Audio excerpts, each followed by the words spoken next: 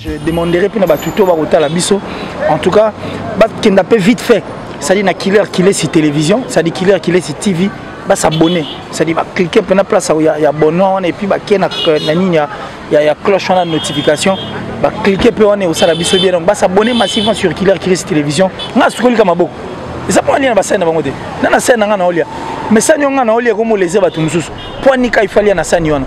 Et les gens cherchent maintenant à dire que blo na olia za biloko te, za excrément, te za kutu kindo qui za tout ça là pour me discréditer. Biso tant to copiera. Tu as notice pour tout temps. Biso to copiera car. Pour preuve, mon jour te découvrir Saint-Valentin. Saint-Valentin béba. Mon jour te découvrir le 8 mars et béba. Jour où tu as l'impression que tu as la flat, la flat est quittée comme $5. C'est ça, il vérifie. Moi, je ne me réserve pas pour dire une vérité à qui que ce soit. Point barre. Et ça la fait. Et ça la falli. Je n'ai jamais fait un problème à qui que ce soit. Mais s'ils veulent me faire un problème, ils en auront pour leur compte. Parce que moi, j'ai un Dieu qui est vivant, qui regarde, qui sait. J'ai souffert pour arriver ici.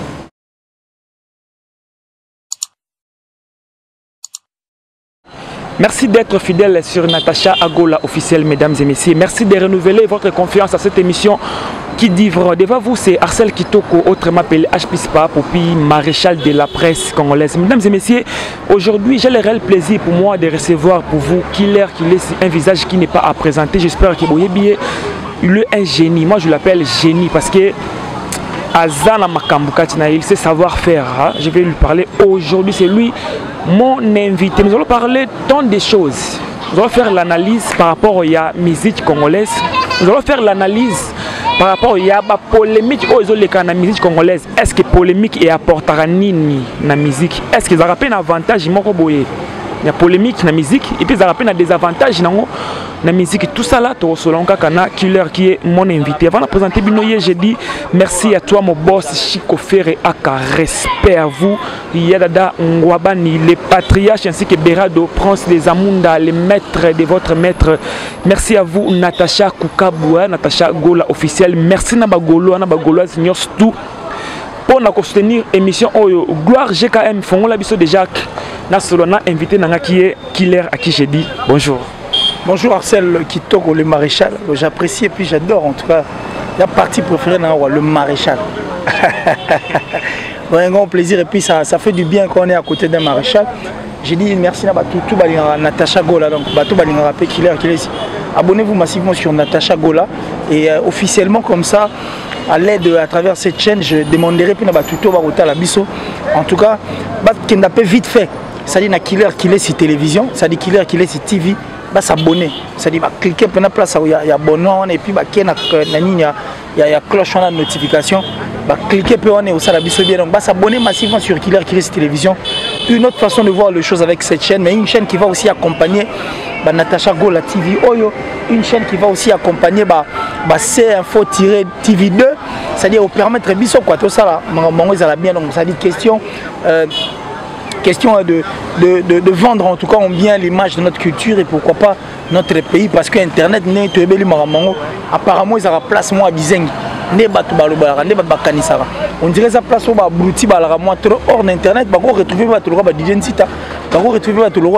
Arcel Kitoko. On peut retrouver comme des personnes intelligentes qui peuvent aussi faire quelque chose de meilleur quoi pour ces médias étant donné que chaîne autour au monde médias en ligne tout ça là il y a des éminents professeurs dispensables cours université et belé enfin que tu vas apprendre davantage donc bandego qui m'a s'abonner à Killer qui est sur télévision Killer qui est sur TV et au ça la biso bien une autre façon de voir les choses. Alors s'il faut dédier cette émission à une personne, j'aimerais ezala moi moi si tu vas dédier avec qui? Une personne. Ouais. Oh mais au ça ma bête. Une personne. Non mais au ça la faux. Moi j'ai beaucoup de gens qui m'aiment en tout cas.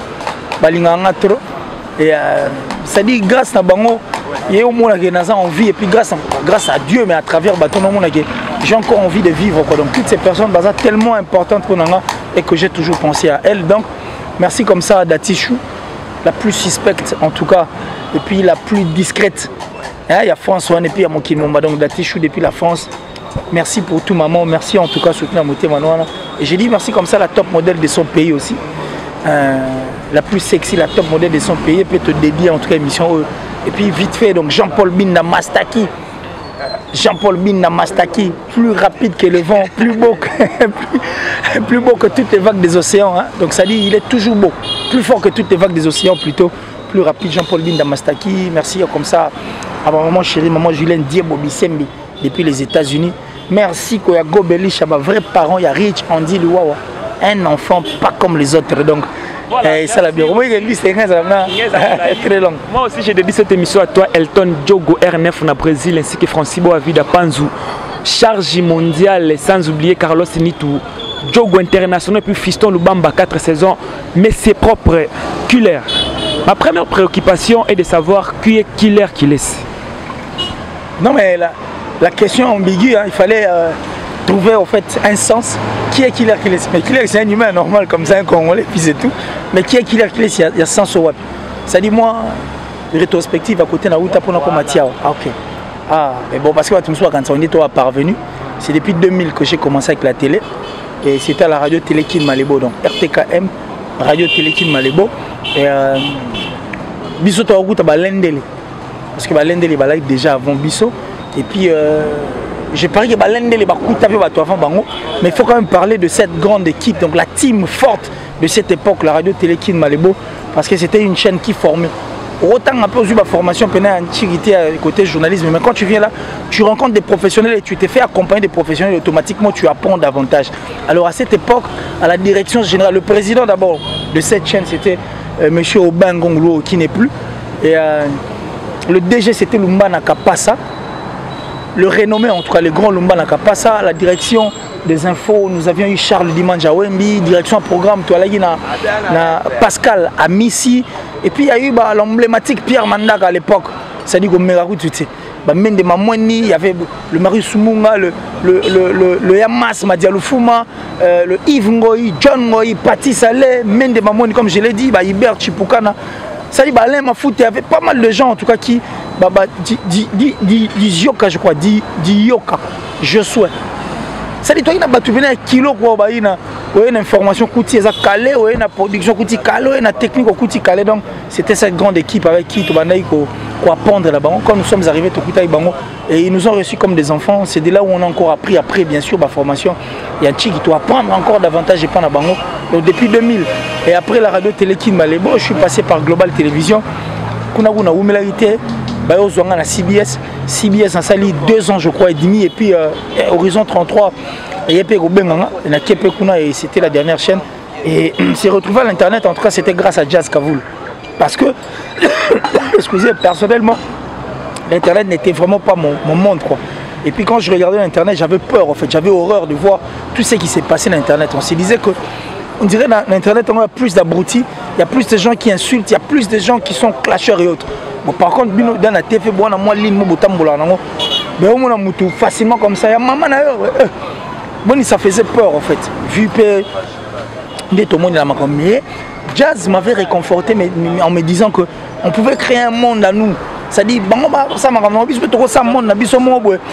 c'est vrai qu'au début c'est difficile, mais tôt ou tard ça paiera parce que comme on a figé et puis alors il y a tout ça la maramba, il y a internet. J'ai refusé à la fin du compte, j'ai accepté puis je suis venu dans ce monde de l'internet. Alors quand est-ce que Kules a explosé dans le succès naïmo qu'il est Ah, quoi exploser.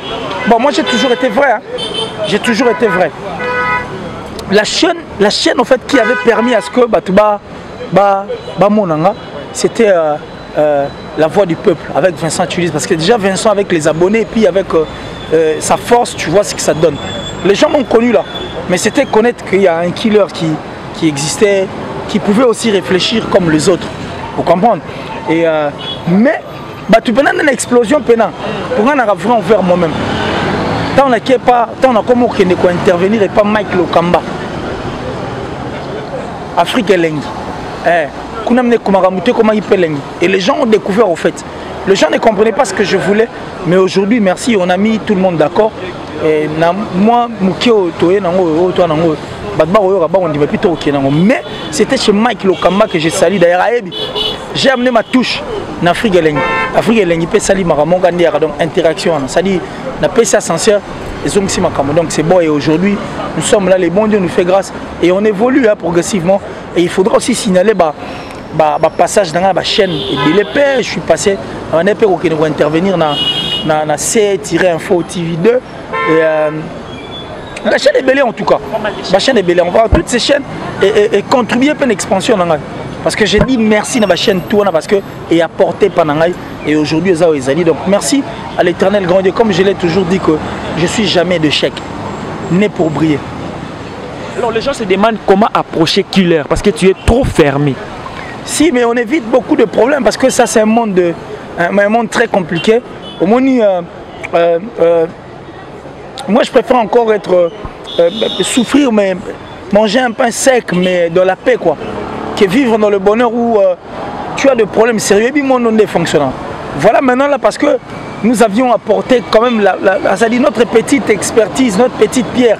Mais aujourd'hui il y a des émissions qui se font question de détruire. Imagine que c'est tout le monde qui veut me déstabiliser, c'est tout le monde qui est derrière cette lutte, c'est tout le monde qui veut que je sois discrédité, c'est tout le monde qui ne supporte pas ma présence en fait. Et c'est tout le monde qui ne veut pas de moi. Tout ça pourquoi? Parce que Naïnaga quoi accompagner Moussalo. Pour moi, on a Sokoli. Et ça y est pour aller à l'Angablo, on a bangoté. On a Sokoli comme Aboko. Et ça pour aller à la scène à bangoté. On a scène à Olia. Mais ça n'y a pas de comme les évates moussous. Pour Nika il fallait à Nasanion. Et les gens cherchent maintenant à dire que Blo on a Olia, les amis l'oroté, les amis excréments, les akutu kindo, qui est tout ça là pour me discréditer. Alors j'ai toujours évité ça. J'ai toujours évité. Et puis Bablo ya goté, ya lobagi boy, ya sala yiboy. Moi je n'aime pas ça trop. La moi narration na nanga nzita skenanga. Soit son na nzita nanga to fana biso na Willery, to beti masona biso si to Tanzania. To Tanzania biso et puis on s'arrête là quoi. C'est pour éviter en fait des petites histoires qui viennent. Parce qu'on a encore beaucoup de choses à faire. Voilà. Donc déjà, si on a dit comme Smassian, le séminariste, on a fait chez l'espace LAS, donc on a l'exatant.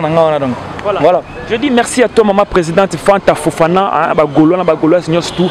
Respect à vous, maman Fanta. Alors, Killer, nous allons parler de la musique. Selon Killer, musique world, et ça musique nini. Musique au bayembi na anglais, bayembi na français, il faut aussi la featuring na étranger, né comme world. Ça, je ne pense pas.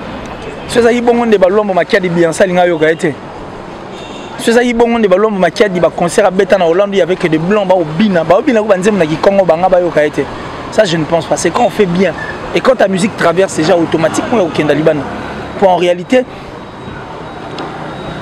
musique na bango, par exemple, il y a bateau biso to ba qui baza international, baza danger. Prenons par exemple, le cas des Américains. Est-ce que la musique est internationale?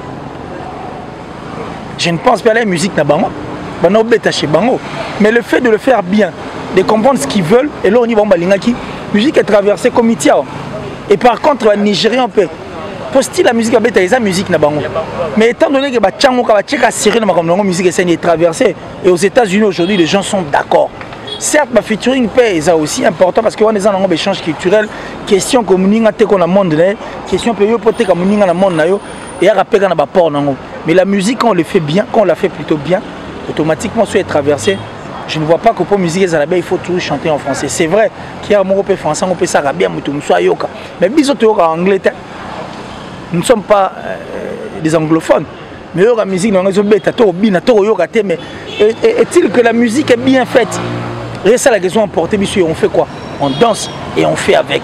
Donc pour moi, je pense que quand on fait bien et quand on fait, quand on met du sérieux, c'est ainsi qu'on va dire que musique, ça dit musique, parce que quand je vois Beyoncé en train de tourner une publicité, il y a Bilamba, mais musique et puis surtout taliba image nous sommes ba guitare na biso ka zaï ko zo beta ba on libanda et puis tant ba artiste na biso ba saka ba nzembo et que ba sali nzembo bon exemple moi elinga na mutu exemple Inosbi qui met une chanson sur le marché mais étant moi le monde a challenge comme où ta kuna et zongi la biso c'est que ba bazat d'accord nango et le fait qu'il traverse ba pays donc automatiquement c'est une chanson qui est ouverte au Bagba Royoka. Donc moi je pense que quand on fait bien, quand on veut la chose, tout ça, et puis musique, c'est question seulement de mettre du sérieux dans ma musique. Parce que bisous, c'est très compliqué. Et puis il y a un ministre, surtout un ministre à l'époque, il y a Mobutu, trop. Même les autres ministres, il y a une maladie. Moutoumou Liarandunda par exemple. Sans là, Au lieu qui sera moi mbisa okana ndunda on va na osango chemo huile moi tomate non. Toi tu dis le gars comme na l'art na ngai na changer ka régime.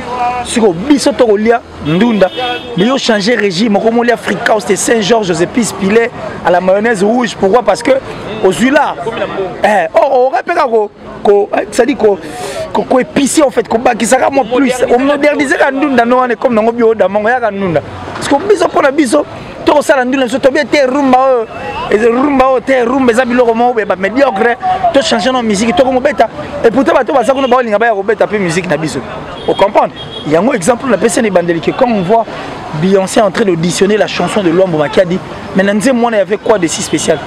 Il y avait seulement l'ingéniosité, le vouloir. A tcheka maël et puis à ligner le rango et ça li ba rango. Ba musique na biso betara partout en tout cas. Tout ça pourquoi? Parce que peut-être bandego ba tchagi encore une fois là moins sérieux. Donc ceux qui nous suivent, ceux qui veulent bien faire, ba tika ba rumba la biso mais ils peuvent aussi accompagner. C'est-à-dire ça la moins genre quoi, moins métissage on est ça rappelle bien et au c'est l'engo. Voilà, nous sommes toujours dans la musique. Est-ce que dans la musique congolaise on a encore des lutumba du genre écriture? Ouais, mais il y en a plein. Hein.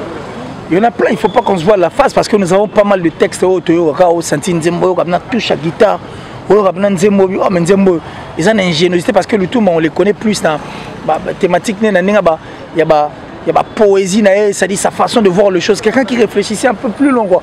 Donc, il sort des histoires ordinaires.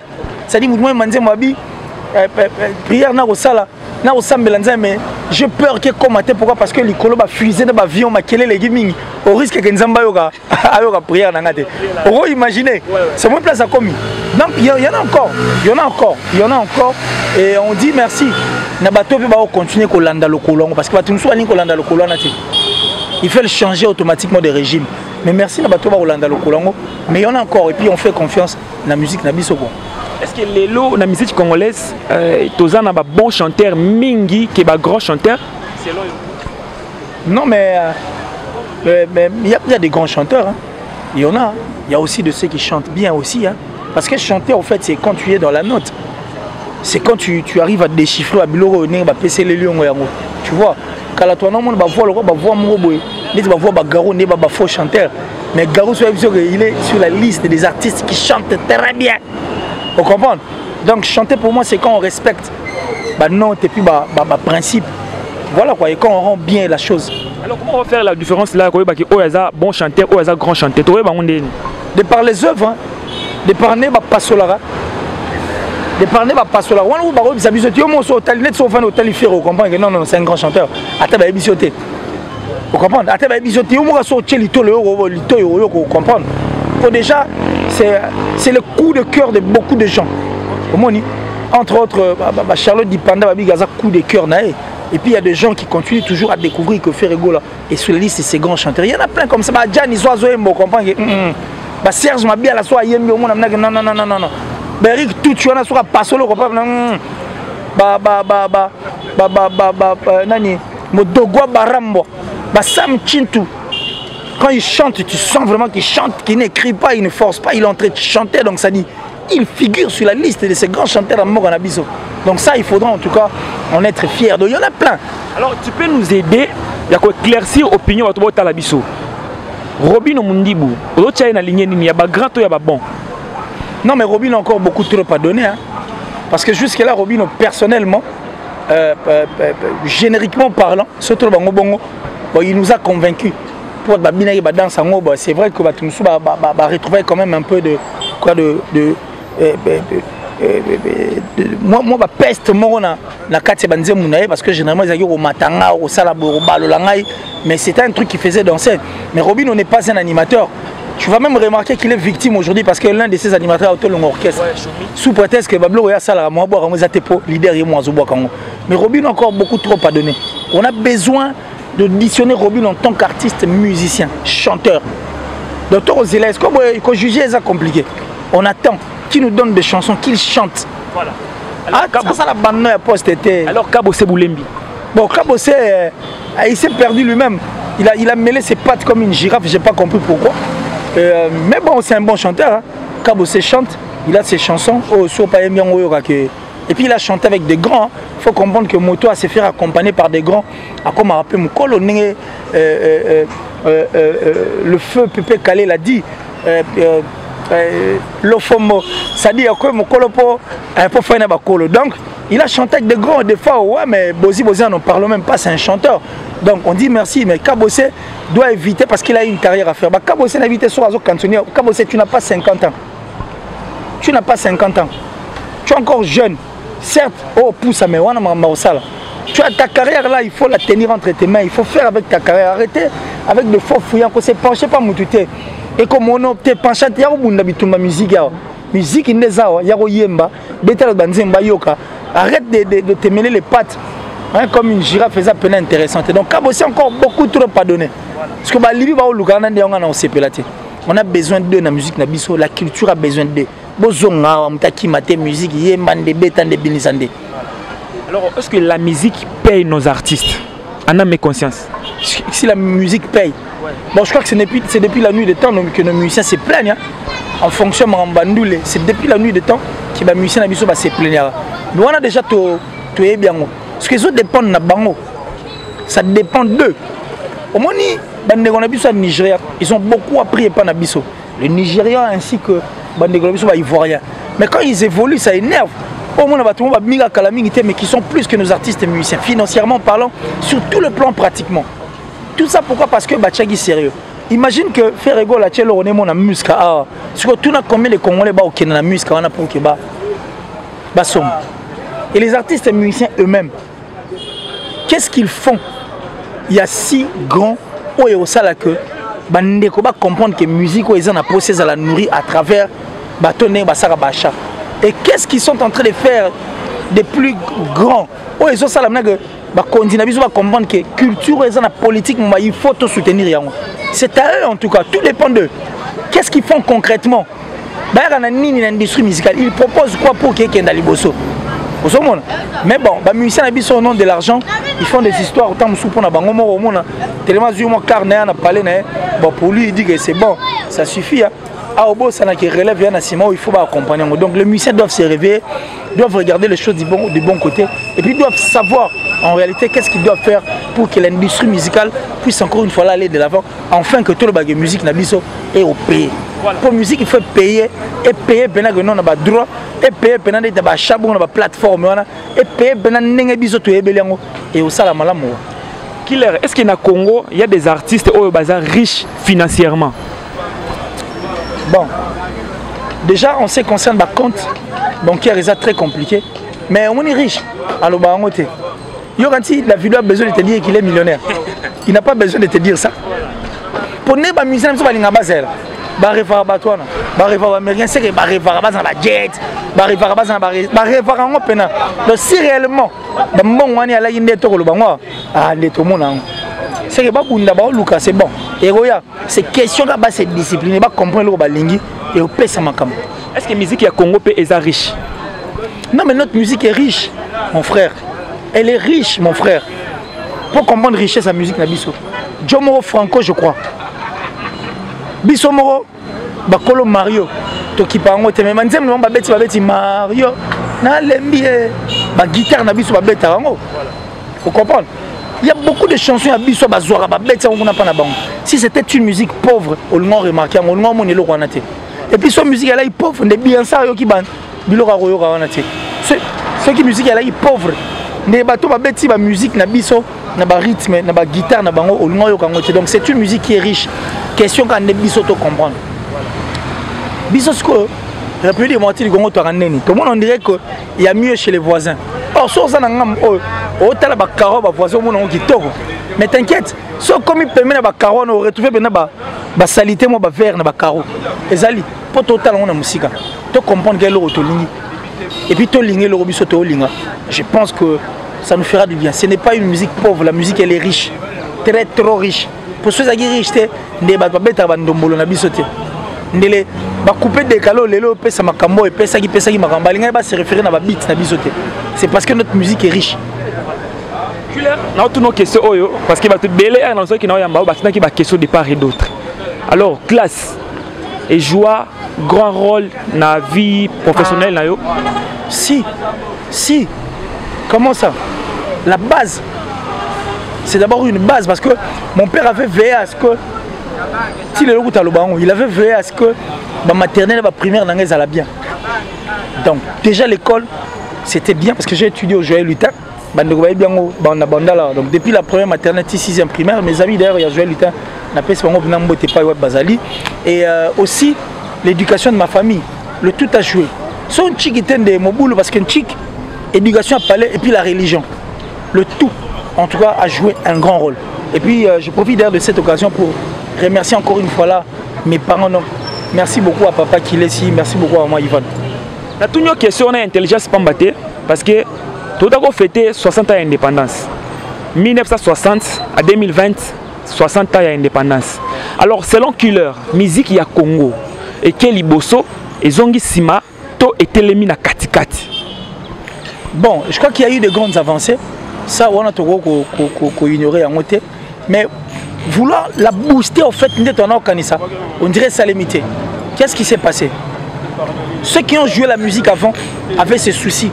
Pour preuve, Betine Masikine, le Seigneur Ley, le Franck Lassane, tous ces gens qui ont joué la musique avant avaient ce souci à ce que la musique est sanine et Kendeli Bosso. Ils ont amené la musique dans la génération mobile. Ceux qui sont venus après, ça les peut faire pour ça. Mais bateau Baya qui avant bateau Baye, qui se connaît esprit mobile. Donc pour eux la musique il fallait les mots. Le roi Bango Baye après Bango et l'homme fait Zalaté. Or, ils ont dit une erreur grave. Aujourd'hui ça paye cash. Mais je crois que rien n'est encore perdu. Vu que la musique n'a pas mais je crois que ça vaut la peine parce que la musique est propre à musicien. Bon, on est faut il faut pour la nini, musicien. Et pourquoi ils ont valoir peine que la musique n'a pas qui est dans la musique? Parce que ceux qui sont dans la musique et au tech encore l'image de notre pays. Donc rien n'est encore perdu. En regardant déjà l'image de Beyoncé, on comprend que la musique n'a pas ça. Si on dit que Cuba le Seigneur Ley, on comprend. Si on dit que papa et Malibanda, on comprend. Et quand tu vois comment on parle de l'orchestre emblématique Wenge, musique à BCBG 4x4, donc on comprend que la musique n'a pas la force. Donc c'est question seulement de réveiller nos esprits et ça dit continuer notre lutte enfin que nous les pénats et qu'il est encore plus long. Alors pendant 60 ans, artiste Nini Aza de génération à génération. De génération en génération. On ne va pas se voir la face parce qu'au fil il continue toujours à faire ses perfections. Hein. Là en tout cas, il faudra qu'on se le dise parce que vieux âge et belé lemba mais il continue toujours à se mettre à jour en fait. Question d'être là, donc il est de génération en génération, il faudra dire merci. Et puis il faudra dire aussi que j'ai bien plané de génération en génération parce que depuis Tilelo comprendre que Azakara malgré mais Azakara paix et nous continuons de parler de Weranson également. Donc je parie que il est de génération en génération, on peut également fournir fort, donc il est de génération en génération. Et on espère que l'artiste va être Sima, il y a bateau Totani Bakombo, espérons qu'il va au salle encore Malonga de façon de génération en génération. Alors Killer, comment tu trouves la polémique dans la musique congolaise? Est-ce que ça fait la musique avancer ou ça fait la musique arrêter d'avancer selon Killer? Bon, déjà, la République démocratique du Congo a un sérieux problème. A un très sérieux problème. Après Vassila, na RDC. Par exemple, les Belé. Groupe théâtral Yara Awawa. Boyoka Soumasso Nangote. Mohamed Ali, Bundiga, Keboli, Solo Pesila, James Bond. Ça dit, tout est salement. Si le Congo, nous copions mal. Bisous tant to copiera, tu nous notice pour tout temps. Bisous to copiera car. Pour preuve, au moment où tu découvriras Saint-Valentin, Saint-Valentin Béba. Moi, je te découvrirai le 8 mars et Béba. Jour où tu as l'idée à la flat, la flat est quittée comme $5. Au moment où Chine, et comment nous avons comme la Chine, Dubaï est Koufa, tout le monde dit que c'est Dubaï. Pour Koufa, il n'y a plus rien. Ça nous copions mal. Loufou, même la biso, tu copies 10 fois Loufou et baby. Donc, tu copieras sans pour autant, tu as notice, tu as apprendre. Et ça ni polémique, et ça ni les années. Bisous, tu as polémique. Au nom de la polémique, les musiciens vont comme ils sont. Le niveau que tu pas couper être cher aux yeux, au monde aux yeux. Tu as ça l'accident, c'est là. Moutazo souffrir, Baza très content de voir cette personne souffrir. Tout ça là au nom de la polémique. Et au nom de la polémique, tout ça là on a n'enga faux. Tu évites que bateau comme ça la polémique, mais ceux comme en malard. Au nom, il y a l'art, peut-être la musique, ça c'est important. Mais par contre, biso, tout ça là on cabo. Et polémique on peut tant tout ça les moi, tout super le route. Et comme il peut biso pas été. Au contraire, et c'est le mot ils ont empêché biso tout avancer. Mais rien n'est encore perdu là-bas parce que moi je suis sur la liste de ces personnes qui trouvent des échecs comme des obstacles. Ceux qui te considèrent que polémique ou des échecs qu'on a biso, tout le monde a comme obstacle. Tu as un facilitateur sauter pour que tout avance. Mais la polémique en tout cas, actuellement, place dans nos athées. Et puis une polémique qui nous amène nulle part. Et si on a 14 millions de vues, on a 10 millions de vues, on a des followers, on a des abonnés, on a une polémique qui nous amène nulle part et qui nous fait pas, qui n'est d'ailleurs pas en train de nous faire avancer. Alors on doit faire très attention. Je pense qu'il va valoir peine. Alors polémique dans la musique, ils ont un avantage et des avantages. Alors qu'il y a avantage, il y a polémique dans la musique, ils ont.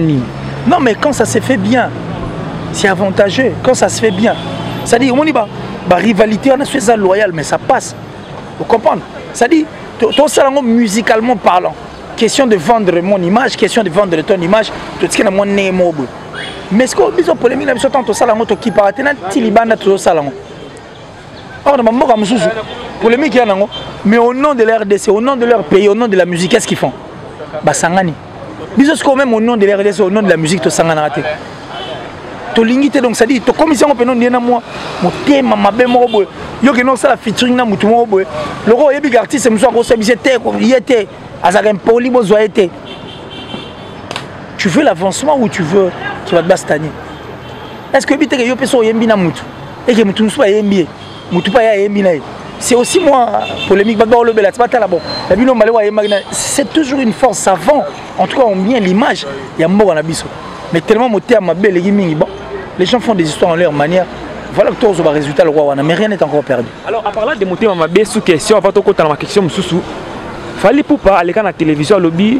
Tu vois toujours ma kolobaka ma belle. À parler de monter ma belle, batu ba bomba musique ya Congo. Est-ce que c'est vrai eza wenge monter bomba musique ya Congo pour bayana impolitesse, bayana ma finga la musique. Selon Fally Poupa. Non mais déjà lui-même, il a des réponses dans sa tête et il sait. Parce que lui nous a dit qu'il s'est inspiré à s'inspirer à Wenge. Quand même, il attend comment Mouto à s'inspirer. Mais bon, bref, restons dans Wenge. Il s'est inspiré de Wenge. Et puis, il y a un babi à plateau à Club des Stars. En manquant d'amour, respect. Vous dites, pas sur émission. Et quand on a une émission, on dit, en tout cas, il n'est plus. Ce n'est pas pour salir son image, mais tout le monde, tout le banc, na plateau, à démarrer d'amour, boy. Club des Stars. Émission de Katana. Et c'est après qu'il était venu demander pardon. Wenge Zala, Wenge Panzana Zara Magamon. Quand la série on a le Lombo Maki a dit Rochiro, non Simba peut-être. Avant ça la même album on a les Sanga Bangangana. Benze Mousso Dono Kakalaki Bamwa qui l'a. La polémique il y en avait. Bisotto on a même appris que Lombo Maki a dit avant on soit pas mis ça va t'asseoir peine de mon petit on a appelé Karacha est là. Et ça Magamo qui ne date pas d'aujourd'hui. Quand nous on a le corbeau et le renard, maître corbeau tenant son gros nez un fromage. On a Wenge Pegak. Yo Mutungu ba yo Wenge Pegak. Ça c'est un faux fouillard. Et puis ce que j'ai et là on a banga zani kotonga ni ma casse parce que kotonga on dit ba le plus ma ramusu ba gité. C'est qu'il y a eu des histoires qui se sont dites là derrière au nom de Wenge. C'est que ba tonga il faut pas zo moi partir na lubango. Ils a kotonga. Batonga qui force qui baloba il m'a rebellé mais azuka wana. Donc moi je ne vois pas pourquoi il faut salir cet emblématique orchestre qui a donné toute une génération parce que Wenge c'est une génération qui a révolutionné les choses et décomplexé tout. Moutou tout a une tendance à Wenge et je sais pas peut-être il y aura pas moins cher ce qui tam sous crochet pe na Wenge te donc il y aura moins cher mais bon accusé méchamment comme ça bateau basalaki quand même effort ouais. Bah moi musique musique ils ont continué à tirer l'autre. Polémique il y a batonga na tangelo ya kala wana ko dia faux. Wenge zala tiens. Toi qui est dans la cofité l'émission na biso. Alors j'aimerais autant la caméra ya Gloire GKM. En âme et conscience. Kuller tu reconnais d'avoir parlé mal de Ferregola na ba émission précédente. Moi je suis fatigué de cette histoire. Donnons pas du crédit à ça. Mais ben internet balit, qu'ils aillent vérifier. Moi je ne me réserve pas pour dire une vérité à qui que ce soit, point barre. Et à la Ferry, et à la Fali, et à la Kofi, et à la JB, et à la Ouera. Donc ça dit tous les artistes musiciens de mon pays, puisqu'ils sont les généraux qui accompagnent notre musique, notre culture plus loin. S'il faut dire une vérité, je le dirai. Si tu vas dans mes anciennes émissions, tu vas retrouver des histoires où je me suis même adressé à Papa Chéri comme ça. D'ailleurs, je loue la force et le courage de Roger Emel, que je salue. C'est un homme fort. Il a écouté, il a suivi cette émission, il a compris ce qui était ma démarche, il a compris ce qui était ma mission. Il m'a appelé. Il m'a appelé pour me dire, frère, ce que tu as dit est vrai. Mais pour J.B. Piana, moi en tant que l'œil de Papa Chéri sur Internet, l'empreinte digitale, Roger Mel Maramna, il le sait. Tel programme, même sur orchestre, il a expliqué tout ce qu'il pouvait expliquer. C'est un grand esprit, j'ai écouté, j'ai compris en fait leur politique et la mission. Si tu vas dans mes émissions, tu vas retrouver des émissions où dans le plateau, tant que tu as estimé qu'il y a un plateau, l'artiste. Ils vont retrouver des émissions où je disais de vérité là. Et moi je m'en tape. J'ai dit une vérité, pas pour ternir, pas pour blesser, mais pour éclairer la lanterne. Et je reste là. Qu'ils aillent fouiller des émissions, j'ai dit des vérités à Ferrigo, là où j'ai dit des vérités. Et j'ai continué à le faire jusqu'à aujourd'hui. D'ailleurs, je me souviens qu'on m'avait posté un Instagram, il y a le pad 001. Il a commenté, il dit Killer Yo, parce que j'ai dit une vérité. Et moi je m'arrête là parce que moi mon souci c'est que le roi l'image des artistes et musiciens, ce qu'il faut accompagner la culture au plus loin, n'est-ce pas? Ils n'ont pas à nous amener des alibis de faux. Parce que la musique est précis balingaki. Pour ceux qui ont des familles respectives des artistes et musiciens, tu vas retrouver des licenciés, mais qui ne vivent pas mieux comme ces artistes et musiciens, qui dépendent aujourd'hui de ces artistes et musiciens, n'est-ce pas? Tout ça là c'est grâce à la musique. Mais soit une musique par contre, ça peut ascensionner la musique. C'est ça au fait mon plus grand souci. Vous comprenez? Et qu'ils aillent fouiller des émissions. Parce que les gens disent que Boké Bana Killer a très les lois de Naya, Kozong n'est pas Gaulois. D'abord pour ton information, tous ces gens qui disent ça sont des rêveurs. Ils rêvent de vous. Moi je n'ai jamais rêvé, je n'ai jamais songé venir intégrer l'orchestre de Ferrigola. Je vais venir faire quoi? Parce que si je viens à l'orchestre de Ferrigola, je serai limité. Moi je suis là pour la culture, je parle pour tout le monde. Je respecte le Gaulois, je respecte tout en tout cas. Pourquoi pas? Parce que j'ai suivi une émission où on dit non, je ne viens pas pour ça. Et puis je n'ai pas besoin. Il y a des gens qui ont les Japonais na basani na bangote. Non, il y a ça nangara. Donc on peut dire que c'est une façon de déstabiliser yo. Non mais puisqu'ils veulent le faire, mais moi me faire un combat c'est se battre avec Dieu. Moi je suis né pour briller et je n'ai jamais fait un problème à qui que ce soit. Mais s'ils veulent me faire un problème, ils en auront pour leur compte parce que moi j'ai un Dieu qui est vivant, qui regarde, qui sait. J'ai souffert pour arriver ici. J'ai vraiment souffert pour arriver ici et je ne le fais pas au nom d'un artiste et musicien, mais je le fais au nom de la culture. Donc, je ne suis pas là pour intégrer Jet Set, non, ça je ne le ferai pas, mais je suis là pour défendre les valeurs de tous les artistes et musiciens. Vous comprenez? Parce que je voyais mal que faire rigoler l'artiste rempli de prouesses, mais tout le monde va reconnaître en haut. Va déstabiliser comme si c'était un étranger. J'ai dit non, mais je devais quand même venir expliquer aux gens, faire voir aux gens quand même Marambo en fonction de Ferrigola. C'est pourquoi j'ai parlé de Ferrigola comme ça. Je l'ai fait pour Ferrigola, je l'ai fait pour Inosbi, je l'ai fait pour J.B. Piana, je l'ai fait pour Fabregas, je l'ai fait pour Héritier Watanabe, je l'ai fait en tout cas pour tous les artistes. Robin Omudibo, je l'ai déjà fait aussi. Parce que ce que j'ai fait là, c'est aussi tirer Kara. Moi, sonnette, vous comprenez? Et pas il y a Robin à comprendre qu'il a beaucoup trop à donner. N'est-ce pas que c'est un apport? Et pas Robin. Voilà. Moi, je n'aime pas dépendre parce que la dépendance, pour dépendance, c'est comme ça. Ce que j'ai fait, moi, c'est pour le bonheur et l'honneur de notre culture. Point barre. Je ne le fais pas pour intégrer un quelconque orchestre. Non. J'ai reçu des offres, mais je ne partirai pas. Je ne le ferai pas. Je reste ici. Le soutien de tout le monde me va en tout cas. Et par contre, mon soutien va aussi pour tous nos artistes musiciens. Voilà, pour ceux qui disent que très très haut, moi je n'ai jamais été un traître. Et puis je ne suis pas là d'ailleurs pour me défendre, je ne suis même pas là pour dire. Que Ce sont des histoires à ne pas donner du crédit quoi. Tu peux sans crédit, ils veulent que tu le bango mais bon. Bien le bien on va zapper mission sur on a le bien. Donc on a le bango les sous terre. Alors j'aimerais au lancer un message internet ba contre la mission là ba qui n'est batal. Alors j'aimerais s'adresser na batu o bazolo ba mabe pona killer et puis s'adresser na yemoko Ferego la gestion dernier ceux qui a otala on a minute o message na ezalani d'abord on a batu ba lo mabe pona kombo na yo ba salir dignité na et puis personnalité na yo et puis message na Ferego là. Non mais bandeko ba osala ngwana ba boko na sokole za pona lia basani na binote. Ba boko na ngana sokole za pona basani na binote. Mo créer mutage nzela et puis là on fait la biso azeko ça dit monstre mko bongo. C'est yo créer un mutage nzela pourtant ngana to qui ne place monter. Yo créer un mutage zo bango ngana ya côté na binote. Ça dit ma boko na sokole za pona lia na basani na binote. Non lia na scène nanga. Bon c'est déranger na binote. Je vous aime tant et tellement parce que tous ces gens qui disent traître là. Quand on parlait de Ferego là ici là, qui est venu à la télé pour venir parler de Ferego là, n'a vrai sens. Il n'y en avait pas, il regardait de loin. Il regardait de loin. Moi j'ai demandé aux Gaulois de se réveiller par rapport à leur chanson qui est Regarde-moi, une chanson qui se bat seule. Mais qu'est-ce que le Gaulois ont fait concrètement? Qui a fait Ferego là? Non mais le Gaulois, mais Ferego là c'est un artiste. Vous avez eu besoin de la chanson, appelez Sibino. Mais Bino peut vous sa censure, vous devez accompagner cette chanson. C'est la moindre des choses. Restez focus dans Maram Bino. Restez focus dans Maram Bino. Ne vous laissez pas aller dans la distraction. Parce qu'il y a une distraction, vous serez distrait. Regarde-moi, télémi. Oh, regardez la chanson, regarde-moi la musique.